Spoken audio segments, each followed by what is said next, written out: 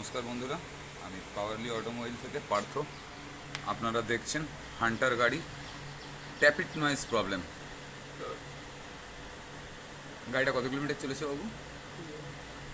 20,000 kilometre চলার পরে গাড়িটা হিট হলেই গাড়িটা থেকে কড়কড় কড়কড় আওয়াজ আসছিল। টাইমিং চেন ভালো আছে, একটা ট্যাপিট হালকা ঢিলে আছে। এইটাই আমরা সম্পূর্ণ করে গাড়িটাকে স্টার্ট করছি। বন্ধুরা, গাড়িটা কমপ্লিট করলাম। এবার আপনার